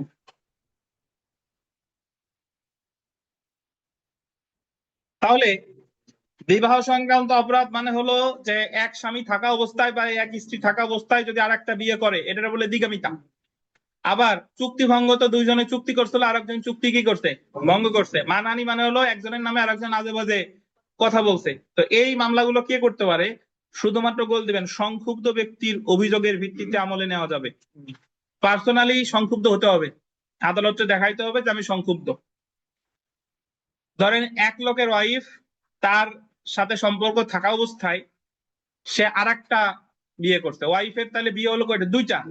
এখন যদি মামলা করতে হয় তাহলে ওই প্রথম স্বামীকেই করতে হবে। পাড়া প্রতিবেশী মামলা করলে লোকাস স্ট্যান্ডই নাই, মানে মামলা করার এই ক্ষেত্রে পাড়া প্রতিবেশী বলতে পারবে না যে আমি সংক্ষুব্ধ, সংক্ষুব্ধ জায়গা কে, স্বামী। বুঝতে পারছেন? তাহলে আমি মনে রাখবো 198 মানে হলো দ্বিগামিতা, চুক্তিভঙ্গ, মানহানি। 199তে আসেন। দণ্ডবিধির 497 ধারার অধীন গোল দিবেন ব্যভিচার, অ্যাডাল্ট্রি। দণ্ডবিধির 497 ধারার অধীন ব্যভিচার বা অ্যাডাল্ট্রি। আর 498 ধারায় অপরাধজনক উদ্দেশ্যে বিবাহিত নারীকে প্ররোচিত করে নিয়ে যাওয়া। এখন অনেকে আমাদের এই জায়গায় ব্যভিচার শব্দটা কম বেশি শুনছেন, কিন্তু ব্যভিচার কি জিনিস এটা জানেন না। ব্যভিচার মানে হলো কোন বিবাহিত নারীর সাথে বিবাহ বহির্ভূত সম্পর্ক, মানে একজন বিবাহিত নারী তার স্বামী আছে, সে আর একজনের সাথে সম্পর্ক করতেছে, তাহলে যে ওই যে পুরুষের সাথে তিনি সম্পর্ক করতেছে সে কি করেছে বলে গণ্য হবে, ব্যভিচার করেছে বলে গণ্য হবে। এটা হলো 497। আর 498 হলো বিবাহিত নারীকে পরিচিত করে এক জায়গা থেকে আরেক জায়গায় নিয়ে যাওয়া। তো বিবাহিত নারীর স্বামী কর্তৃক, তাহলে এই মামলাগুলো কি করতে পারবে? ব্যভিচারের মামলা স্বামী করতে পারবে, বা স্বামীর অনুপস্থিতিতে উক্ত অপরাধ সংঘটনের সময় যে সকল লোকজন উক্ত মহিলাকে দেখভাল করতো, স্বামী ধরেন বিদেশে থাকে শ্বশুর শাশুড়ির কাছে, তাহলে শ্বশুর শাশুড়ি মামলা করতে পারবে। তাহলে ব্যভিচারের মামলা সম্পর্কে বলা হয়েছে কত ধারায়? 199 ধারায় স্বামী করতে পারবে, অথবা স্বামীর অনুপস্থিতিতে ওই স্ত্রী যাদের হেফাজতে ছিল তারা মামলা করতে পারবে। এই 195 থেকে 199 খ পর্যন্ত, খ আমরা পড়বো না, আমার মনে রাখতে হবে 195 থেকে 199। বারবার রিডিং করবেন, মুখস্থ করার প্রয়োজন নাই। আবার বলি 195তে বলছে সরকারি কর্মচারী সংক্রান্ত মামলা সরকারি কর্মকর্তাকেই করতে হবে। আদালতে মিথ্যা সাক্ষ্য দিলে, আদালতে জাল দলিল দেখালে ওই আদালত করবে বা তার উপরস্থ কর্মকর্তাকেই মামলা করতে হবে, নাহলে আমলে নেওয়া হবে না। এটা বলছে 195। এই জায়গায় আদালত বলতে বোঝাচ্ছে দেওয়ানি, রাজস্ব, ফৌজদারি, রেজিস্ট্রার বা সাব রেজিস্ট্রার অন্তর্ভুক্ত হবে না। 196তে বলছে রাষ্ট্রদ্রোহিতা, বাংলাদেশের বিরুদ্ধে যুদ্ধ ঘোষণার মামলা সরকার যারে অনুমতি দিবে সেই করতে পারবে, অন্য কেউ করলে আমলে নেওয়া হবে না। 197তে বলছে যদি মামলা করেন বিচারক বা সরকারি কর্মকর্তার বিরুদ্ধে, তাহলে সরকারের অনুমতি ছাড়া আমলে নেওয়া হবে না। 198তে বলছে দ্বিগামিতা, মানহানি, চুক্তিভঙ্গ এই মামলাগুলো সংক্ষুব্ধ ব্যক্তিকেই করতে হবে। 199তে বলছে ব্যভিচার বা বিবাহিত নারীকে ফুসলিয়ে বা প্রলুব্ধ করে নিয়ে যাওয়া, এই মামলাগুলো সরকার মানে স্বামীই করতে পারবে, অথবা স্বামীর অনুপস্থিতিতে সে ওই নারী যার হেফাজতে ছিল তারা মামলা করতে পারবে। এগুলা বলা হচ্ছে 199। বুঝছেন? এবার আবার আমরা ওই যে নোটটা দিছিলাম ওই পেজে একটু ফেরত যাই।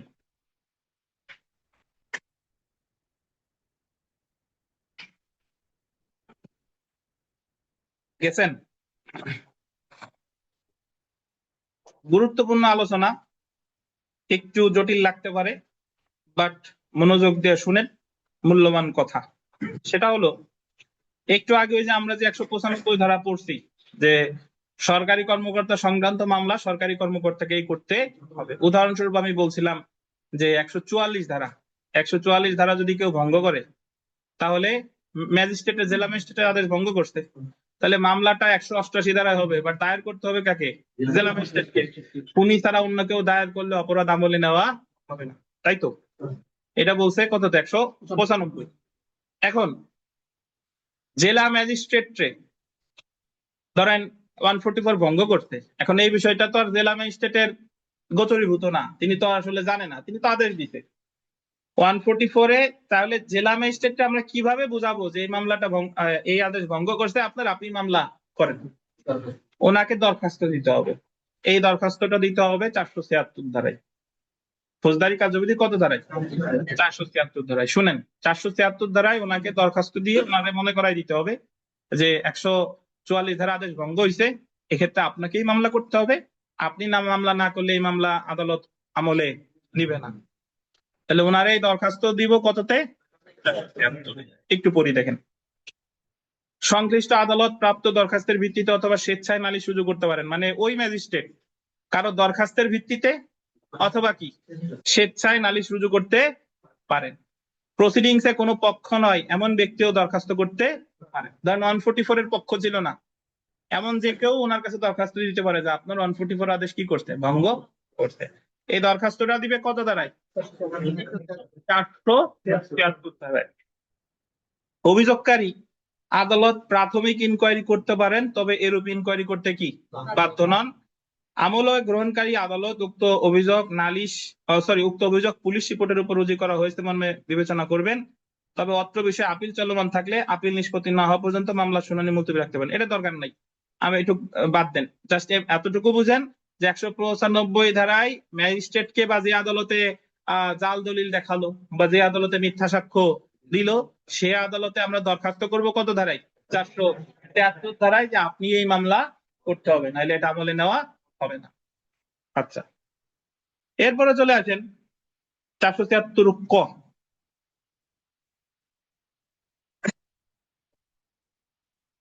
নিম্ন আদালত অভিযোগ না করলে উচ্চ আদালতে করতে পারেন। ধরেন নিম্ন আদালত, আমি যে 473 ধারায় দরখাস্ত দিছিলাম, এই দরখাস্ত উনি নামঞ্জুর করে নাই, আবার মঞ্জুরও করে নাই, উনি ঝুলাই রাখছে। তাহলে আমি নালিশ করব উনি যার অধীনস্থ তার কাছে, যাই বলবো যে অমুকের আদেশ ভঙ্গ করছে, অমুকের দ্বারা 476 ধারায় দরখাস্ত দিছিলাম, উনি দরখাস্ত নামঞ্জুর কিছুই করে নাই। এখন 195 ধারা আছে, উনি মামলা না করলেও আপনি ওনার বস, আপনি দায়ের করতে পারেন। বুঝলেন কিনা? এই যে দেখেন, যেখানে নিম্ন আদালত নিজ উদ্যোগে নালিশ করে নাই বা প্রার্থীগণের আবেদন বাতিল করে নাই, দেখছেন বাতিলও করে নাই, 476 দরখাস্ত কি বাতিলও করে নাই, সেক্ষেত্রে উচ্চ আদালত নালিশ করতে পারে।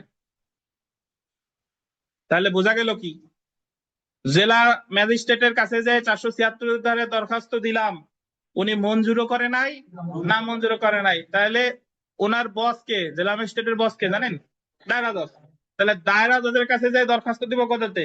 476 ক, যে ওনার কাছে নালিশ করছিলাম, উনি মামলা করে না, এখন আপনার কাছে নালিশ করতেছি, আপনি মামলা করেন। এটা হলো 476 ক। এইটুক তো বুঝতেন? আচ্ছা,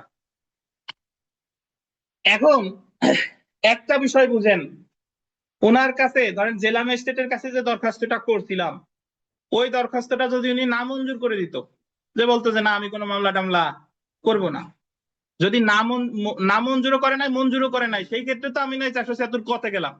কিন্তু যদি কি করে দিত? নামঞ্জুর করে দিত। 476 এর দরখাস্ত যদি নামঞ্জুর হয়, তাহলে আপিল করা যেত 476 খতে। দেখেন, 476 এর দরখাস্ত যদি কি হয়, নামঞ্জুর হইলে আপিল 476 খ। আর 476 এর দরখাস্ত মঞ্জুর হয় নাই, না মঞ্জুর হয় নাই, তাইলে যাবো কততে? 476 ক। বুঝলেন কিনা? আচ্ছা, যদি এরকম হতো যে আমি জেলা ম্যাজিস্ট্রেটের কাছে 476 ধারায় দরখাস্ত করেছিলাম, উনি মামলা করে নাই, দরখাস্ত নামঞ্জুরও করে নাই, যদি নামঞ্জুর করতো তাহলে তো আমি কোথায় যেতাম? আপিলে, 476 খতে, উনি যার অধীনস্থ তার কাছে। আচ্ছা, ধরেন ওনার কাছে আমি 476 ধারায় দরখাস্ত করছি, উনি নামঞ্জুর করে নাই, মঞ্জুরও করে নাই, তাহলে তো আপিলের প্রশ্ন ওঠে না। তাহলে দায়রা জজের কাছে যাই দরখাস্ত দিব 476 কততে? কতে, যে আপনি মামলা করেন। কিন্তু উনি নামঞ্জুর করতে, উনি বললো যে না আমি মামলা করব না, তাহলেও উনার আদেশের বিরুদ্ধে 476 খতে আপিল। তাহলে উনি দায়রা জজ কার অধীনস্থ? হাইকোর্টের। তাহলে 476 খয়ের আপিলটা হবে কোথায়? বুঝতেন? তাহলে সহজ ভাবে যদি বলি যে 476 ধারা নামঞ্জুর হইলেও আপিল, আবার 476 ক নামঞ্জুর হইলেও কি আপিল। কোথায়? উচ্চ আদালতে। এখন আপিল আদালত কিন্তু ঘুরে, মানে কে নামঞ্জুর করছে এটা হচ্ছে বিস্তারিত। তাহলে আমার যে কথা বললাম সহজে মাথায় ঢোকান, যে যদি আমি এইভাবেও বলি, ধরেন একজন চিফ জুডিশিয়াল ম্যাজিস্ট্রেটের কাছে কেউ মিথ্যা সাক্ষ্য দিতে, মিথ্যা সাক্ষ্য দিলে 195 ধারায় বলছে কি এই মামলা কাকে করতে হবে? চিফ জুডিশিয়াল ম্যাজিস্ট্রেটকে। তাহলে সংক্ষুব্ধ পক্ষ চিফ জুডিশিয়াল ম্যাজিস্ট্রেটের কাছে দরখাস্ত দেবে কত ধারায়? 473 ধারায়, যে আপনি মামলা করেন। ধরেন উনি মামলা করে নাই, দরখাস্ত নামঞ্জুর করে নাই, তাহলে উনার উপরে কে? দায়রা জজ। দায়রা জজের কাছে দরখাস্ত দিব কততে? 476 কতে। উনি মামলা করে নাই বা নামঞ্জুর করে দিছে, তাহলে উনার আদেশের বিরুদ্ধে 476 খতে আপিল করবো কোথায়? হাইকোর্টে। বুঝেন কিনা? কিন্তু যদি এরকম হতো যে চিফ জুডিশিয়াল ম্যাজিস্ট্রেটের কাছে দরখাস্ত দিছে 476, উনি বললো যে না এই মিথ্যা সাক্ষ্যদানের মামলা আমি করব না, উনি দরখাস্ত কি করে দিছে? নামঞ্জুর করে দিছে, তাহলে আপিল করতাম কোথায়? 473 খতে। কোথায়? দায়রা জজ। বুঝছেন? যাদের মাথা ঘুরে তারা এই টপিক টোটালি বাদ দিবেন, কিন্তু সময় আছে এই কারণে আপনাদের জন্য বোঝানোর জন্য বলতেছি। কমপ্লিকেটেড মনে হইতে পারে, কিন্তু বাস্তবে কিন্তু এই পরিস্থিতির উদ্ভব হয়, তখন কিন্তু বুঝবেন না। ধরেন বাস্তবে প্রায় হয় যে অমুক কোর্টে এসে মিথ্যা সাক্ষ্য দিতে এসে কি হয়েছে, ধরা পড়ছে বা জাল দলিল দেখাইছে। এখন এই জাল দলিল বিষয়ে বা এই মিথ্যা সাক্ষ্য বিষয়ে যখন আপনি পার্সোনালি মামলা করবেন, তখন এই মামলা যদি ম্যাজিস্ট্রেট আমলেও নাই, ওই আমলে নেওয়া কিন্তু বৈধ না। কারণ এই মামলা করতে হবে যে আদালতে মিথ্যা সাক্ষ্য দিছে, যে আদালতে জাল দলিল দিছে, ওই আদালতকে। এখন ওই আদালত তো আপনার কথা নাও শুনতে পারে, ওনার তো সময় নাও থাকতে পারে, কিন্তু ওনারে মনে করাই দিতে হবে কততে? 476। উনি যদি মামলা না করে তাহলে ওনার উপরস্থ আদালতে মনে করাই দিতে হবে কততে? 476 ক। উনিও যদি মামলা না করে তাহলে আপিল করবে কততে? 476 খ। বুঝছেন? ধন্যবাদ, এই জায়গা আর করবো না, একটু এক্সট্রা পড়াইছি আপনাদের বোনাস। এখন শুনেন, আমরা যে ফৌজদারি কার্যবিধির 195 ধারা পড়ছি, ফৌজদারি কার্যবিধির 195 ধারায় কোন জায়গায় কি বলছে যে একই বিষয় নিয়ে ফৌজদারি মামলা চললে দেওয়ানি মামলা করা যাবে না? কোন জায়গায় বলছে? গোপালগঞ্জের নাম বলবো না, অনেক সিনিয়র আছে, আমি নিজে শুনানির সময় শুনছি 195 ধারার ব্যাখ্যা দিচ্ছে যে স্যার একই বিষয় নিয়ে ফৌজদারি আদালতে মামলা চললে দেওয়ানি আদালতে চলে না, ফৌজদারি কার্যবিধির 195 ধারা। আবার ওই সিনিয়র যে চেলা, সেও তো ওনার কাছ থেকে শিখছে, উনিও শুনেছে যে 195 ধারায় এই আছে। তো যাই হোক, 195 ধারায় অ্যাকচুয়ালি ওই জিনিস নাই ভাই। যাই হোক, আসেন।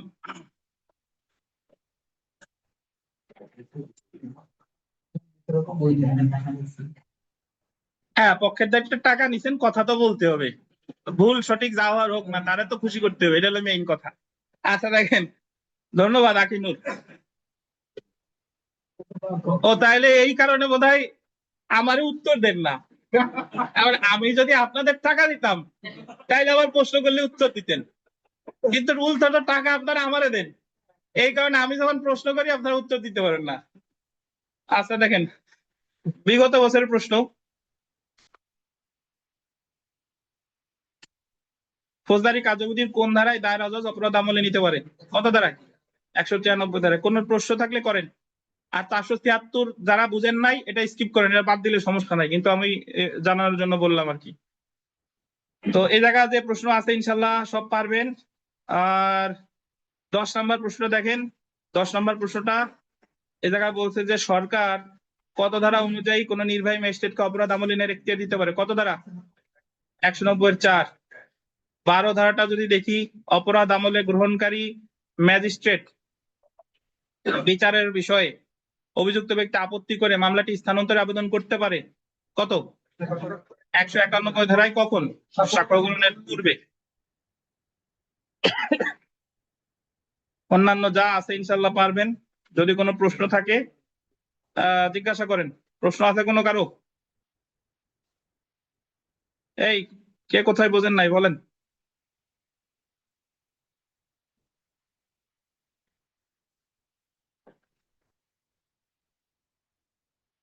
আমরা যদি কোনো প্রশ্ন না থাকে তাহলে পরের টপিকে চলে যাই। আমরা ক্লাস শেষে পরীক্ষা নেবো, আজকে 40 মার্কের পরীক্ষা আছে, আর একটু পড়বো, আর একটু পড়ার পরে তারপরে চলে যাবো আজকের ক্লাস টেস্টে। তো আমরা চলে আসি 155 থেকে 176, পাইছেন? তদন্ত। তদন্তের সংজ্ঞা এই জায়গায় আমি বিস্তারিত পড়বো না, কারণ তদন্তের সংজ্ঞা আগে বহুবার পড়ছি। তদন্ত করে হচ্ছে কে? পুলিশ অফিসার বা ম্যাজিস্ট্রেট কর্তৃক ক্ষমতাপ্রাপ্ত অন্য কোনো ব্যক্তি। কিসের উদ্দেশ্যে? সাক্ষ্য সংগ্রহের উদ্দেশ্যে। এখন দেখেন তদন্ত সংশ্লিষ্ট ধারা, পাইছেন? এটা পড়ি একটু, তদন্ত সংশ্লিষ্ট ধারা। এখন আমরা মোটামুটি জানি যে কখনো কখনো তদন্ত করতে ম্যাজিস্ট্রেটের অনুমতি লাগে, কখনো কখনো তদন্ত করতে ম্যাজিস্ট্রেটের অনুমতি লাগে না। আমি দুইটা গ্রাউন্ড বোঝাই। ওই যে আমরা এফআইআর দায়ের করেছিলাম 154-তে, তদন্ত করে 156-তে, ম্যাজিস্ট্রেটের অনুমতির দরকার নাই। আবার জিডি করে 155-তে, কিন্তু জিডি করার সাথে সাথেই তদন্ত করতে পারে না, অনুমতি লাগে কার? ম্যাজিস্ট্রেটের। তাহলে আমল অযোগ্য মামলা যদি থানায় করে তদন্ত করতে অনুমতি লাগে 155, আর আমলযোগ্য মামলা যদি থানায় করে তদন্ত করতে অনুমতি লাগে না 156, নাকি? অপরদিকে যদি আপনি সিআর মামলা করেন 200 ধারায়, আমলযোগ্য হোক বা আমল অযোগ্য হোক, যাই হোক না কেন, তদন্ত করতে ম্যাজিস্ট্রেটের কি লাগে? অনুমতি লাগে। তাহলে এতটুকু বুঝেন যে তদন্ত করতে কখনো ম্যাজিস্ট্রেটের অনুমতি লাগে, কখনো কি লাগে না। এফআইআর এর ক্ষেত্রে লাগে না, জিডির ক্ষেত্রে লাগে, আবার সিআর মামলার ক্ষেত্রেও কি লাগে। বুঝছেন? একটু পড়ি দেখেন। ফৌজদারি কার্যবিধিতে পুলিশ কর্তৃক তদন্তের বিধান আলোচনা করা হয়েছে 155 থেকে কত ধারায়? 173 ধারায় ও 202 ধারায়। ম্যাজিস্ট্রেটের আদেশ ক্রমে, আন্ডারলাইন করবেন, 155 ধারায় গোল দিবেন আমল অযোগ্য অপরাধের তদন্ত। বলছি না 155 মানে কি? আমল অযোগ্য। ম্যাজিস্ট্রেটের আদেশ ব্যতীত, আন্ডারলাইন করবেন, 156-1 ধারায় আমলযোগ্য অপরাধের তদন্ত। আর ম্যাজিস্ট্রেটের নির্দেশ করবে, গোল দিবেন 156-3 ধারায় আমলযোগ্য অপরাধের তদন্ত। আর 157 ধারায় আন্ডারলাইন করবেন, সন্দেহের ভিত্তিতে আমলযোগ্য অপরাধের তদন্ত। 157 মানেই সন্দেহ, 57 মানেই সন্দেহ। আর আন্ডারলাইন করবেন 202 ধারায় ম্যাজিস্ট্রেটের নির্দেশ ক্রমে পুলিশ কর্তৃক তদন্ত সম্পর্কে বিধান করা হয়েছে। 202 মানে হলো সিআর, 202 মানে সিআর। সুতরাং পুলিশ কতিপয় ক্ষেত্রে ম্যাজিস্ট্রেটের আদেশ ক্রমে তদন্ত করে এবং কতিপয় ক্ষেত্রে ম্যাজিস্ট্রেটের আদেশ ব্যতীত তদন্ত করতে পারে।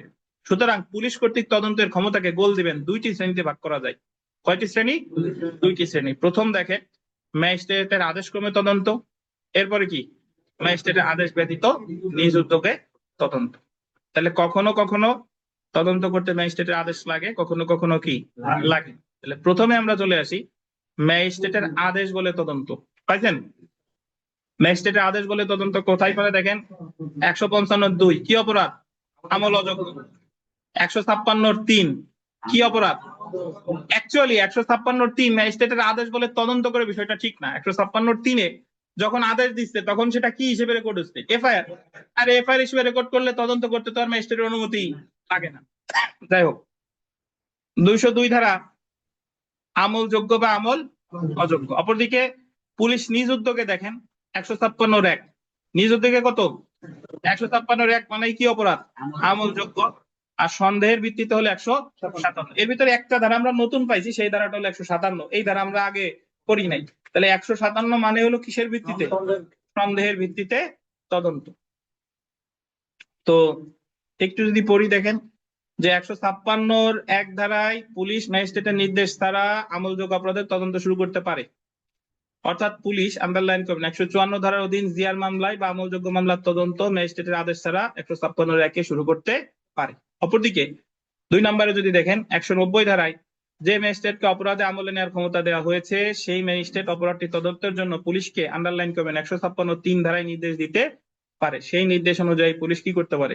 তদন্ত করতে পারে। 200 ধারায় নালিশি দরখাস্ত গ্রহণের পর ম্যাজিস্ট্রেট অপরাধটি প্রাথমিক তথ্য বিবরণীভুক্ত করে তদন্তের জন্য 156-3 ধারায় পুলিশকে নির্দেশ দিতে পারে। এই ক্ষেত্রে ম্যাজিস্ট্রেটটার এই অপরাধটার কি করে না? আমলে গ্রহণ করে না। তারপরে 3 নাম্বারটা যদি দেখেন, গোল দিবেন 155-2 ধারা অনুযায়ী আমল অযোগ্য অপরাধের বিচার করার এখতিয়ার আছে। আন্ডারলাইন করবেন, প্রথম বা দ্বিতীয় শ্রেণীর ম্যাজিস্ট্রেটের নির্দেশ ব্যতীত কোনো পুলিশ কর্মকর্তা আমল অযোগ্য অপরাধের তদন্ত করবে। এটা তো আমরা আগে থেকেই জানি যে আমল অযোগ্য অপরাধের তদন্ত করতে হলে কার কার অনুমতি লাগবে? প্রথম শ্রেণীর ম্যাজিস্ট্রেট অথবা দ্বিতীয় শ্রেণীর ম্যাজিস্ট্রেট। অর্থাৎ আমল অযোগ্য অপরাধের তদন্ত করার নির্দেশ দিতে পারে, উক্ত অপরাধটি বিচার করে এখতিয়ার সম্পন্ন বা মামলাটি বিচারের জন্য পাঠাতে পারে এমন এখতিয়ার সম্পন্ন কে? প্রথম শ্রেণীর ম্যাজিস্ট্রেট, বা মহানগর এলাকায় তার নাম কি হবে? মেট্রোপলিটন ম্যাজিস্ট্রেট বা কে? দ্বিতীয় শ্রেণীর ম্যাজিস্ট্রেট।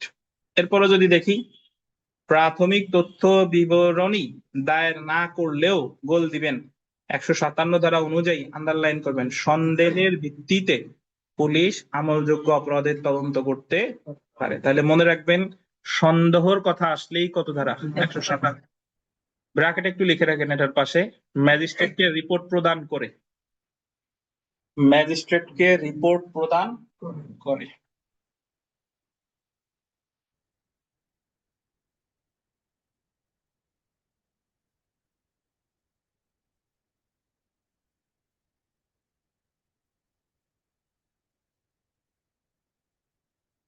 এটার অর্থ হলো পুলিশ তো সন্দেহের ভিত্তিতে তদন্ত করতেই পারে, কিন্তু সন্দেহের ভিত্তিতে তদন্ত করার সময় উনি আগে অবশ্যই রিপোর্ট করবে, জানাবে কারে? ম্যাজিস্ট্রেটকে। এটা বলা আছে। আর নালিশি দরখাস্ত গ্রহণকারী ম্যাজিস্ট্রেট অভিযুক্ত ব্যক্তিকে হাজির হতে বাধ্য করার জন্য পরোয়ানা ইস্যু স্থগিত করে পোস্টপোনমেন্ট ফর ইস্যু অফ প্রসেস 202 ধারায় তদন্ত করার নির্দেশ দিতে পারে। এটা তো আমরা মোটামুটি জানি যে নালিশি মামলার ক্ষেত্রে তদন্ত বা অনুসন্ধান নির্দেশ দেয় কত ধারায়? 202 ধারায়। জেনে রাখা ভালো। দেখেন, প্রাথমিক তথ্য বিবরণী বা এজাহার কোনো মূল সাক্ষ্য না। বললেন মূল সাক্ষ্য না, এটা শুধুমাত্র কোনো বিষয় সমর্থন করানোর জন্য ব্যবহার করা যেতে পারে, অনুসমর্থন করানোর জন্য। এখন মূল সাক্ষ্য না অর্থ হলো মূল শব্দের অর্থ হলো সাবস্ট্যান্টিভ এভিডেন্স না। সাবস্ট্যান্টিভ এভিডেন্স মানে হলো যে জিনিসের উপর ভিত্তি করে কাউরে সাজা দেওয়া যায়, রায় দেওয়া যায় মামলা, সেটাই বলে সাবস্ট্যান্টিভ এভিডেন্স। এজাহার তো দায়ের করে সংবাদদাতা না ভাই? তা সংবাদদাতা এজাহার দায়ের করার পর এফআইআর হয়, শুধু কি এফআইআর উপর ভিত্তি করে মামলার রায় দেয়? দেয় না। মামলার রায় দেয় কি? মামলার সাক্ষ্য গ্রহণ করে। তাহলে সাক্ষ্য গ্রহণটা হলো সাবস্ট্যান্টিভ এভিডেন্স। আর এজাহারটা শুধুমাত্র এজাহারের উপর ভিত্তি করে রায় দেয় না, এ কারণে এজাহার মূল সাক্ষ্য না। বা এজাহারটা হলো করবোরেটিভ এভিডেন্স, মানে ওই সাক্ষীদের সাক্ষ্যের সাথে যদি এজাহারের কি থাকে? মিল থাকে, তাহলে এজাহারে গণ্য করতে পারে যে না, এজাহার ঠিকঠাক আছে। বুঝতে পারছেন? তাহলে এজন্য মনে রাখবেন, এজাহার কোনো কি সাক্ষ্য না, মূল সাক্ষ্য। ব্যাপারটা অনেকটা এরকম, ধরেন আমরা খিদে লাগলে ভাত খাই, কিন্তু খিদা লাগলে আপনি কিন্তু শুধু ওই যে সালাদ, দেখা গেল শশা কেটে খাবেন না, শশা বা টমেটো কেটে খাবেন না। তাহলে এটা কিন্তু ওই শশা বা টমেটো কিন্তু মূল খাদ্য না। এই খাদ্যটা আমরা যখন অন্য কোনো খাবার খাই, এর সাথে কি হিসেবে খাই? সালাদ হিসেবে খাই। বাট মূল খাদ্য কি? ভাত। ঠিক একই ভাবে মূল সাক্ষ্য হলো যেটা মামলায় সাক্ষীরা যে সাক্ষ্য দেয়, ওটা হলো মূল সাক্ষ্য। আর বাদ বাকি অন্য যা যা আছে, 164 বলেন, 161 বলেন, এজাহার বলেন, মেডিকেল সার্টিফিকেট বলেন, যা যা আছে সবকিছু কি সমর্থনমূলক সাক্ষ্য, বা সব হচ্ছে সালাদ। কখনো ওই বাঁধাকপির সালাদ, কখনো ওই মূলার সালাদ, কখনো ওই গাজরের সালাদ, যাই হোক। আচ্ছা দেখেন, ফৌজদারি কার্যবিধিতে তদন্ত সংশ্লিষ্ট ধারা আছে 155(2), 156(1), 156(3), 157, 202 ধারা। আমরা বিগত বছরের কতগুলো প্রশ্ন আছে এগুলো একটু পড়ে ফেলি। যে the code of criminal procedure 1898 কোন ধারার বিধান অনুযায়ী পুলিশ কর্মকর্তা ম্যাজিস্ট্রেটের অনুমতি ব্যতীত তদন্ত কাজ করতে পারেন?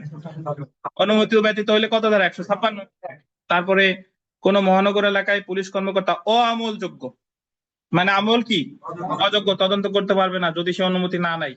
মহানগর এলাকায় দ্বিতীয় শ্রেণী ম্যাজিস্ট্রেট আছে? নাই। তাহলে মহানগর এলাকায় মেট্রোপলিটন ম্যাজিস্ট্রেট। 3 নাম্বারটা দেখেন, দ্য কোড অফ ক্রিমিনাল প্রসিডিউরের কোন ধারার বিধান অনুযায়ী পুলিশ কর্মকর্তা ম্যাজিস্ট্রেটের অনুমতি ব্যতীত তদন্ত কাজ করতে পারেন? উত্তর 156। লাস্টেরটা, যে প্রাথমিক তথ্য বিবরণী দায়ের না করলেও সন্দেহের ভিত্তিতে পুলিশ আমলযোগ্য, সন্দেহ হলেই কত? 157। সেলফ প্র্যাকটিসে যা আছে ইনশাল্লাহ পারবেন। 2, 3, 8, 9, 11, 14 এগুলা মোটামুটি গুরুত্বপূর্ণ। আগামীকাল আমাদের ক্লাস আছে। আগামীকাল আমরা পুলিশ কর্তৃক সাক্ষী তলব বা পুলিশের যে তদন্ত প্রক্রিয়া, এটা বিস্তারিত পড়বো। আজকে এই পর্যন্তই। কোনো প্রশ্ন যদি থাকে জিজ্ঞাসা করতে পারেন। আর না হলে আমরা সরাসরি এখন পরীক্ষায় চলে যাব। আর যারা হাজিরা শিটে সিগনেচার করেন নাই, হাজিরা শিটে সিগনেচার করেন। তবে নাকি আপনারা যদি সংখ্যাভিত্তিক কি করতে ওই ক্ষেত্রে ম্যাজিস্ট্রেট অবশ্যই রিপোর্ট দিবেন। রিপোর্টটা কিভাবে দেবেন? লেখায় জানাবে, নাইলে ম্যাজিস্ট্রেটে ফোনে জানাবে, বা যে কোনো ভাবে জানাইয়ে ঘটনাস্থলে যাবে। মানে আবার সরকার থেকে হ্যাঁ। জি, তো ঠিক আছে, আজকে এই পর্যন্তই। ভালো থাকেন, আমরা সরাসরি পরীক্ষায় চলে যাই। এই মদিনা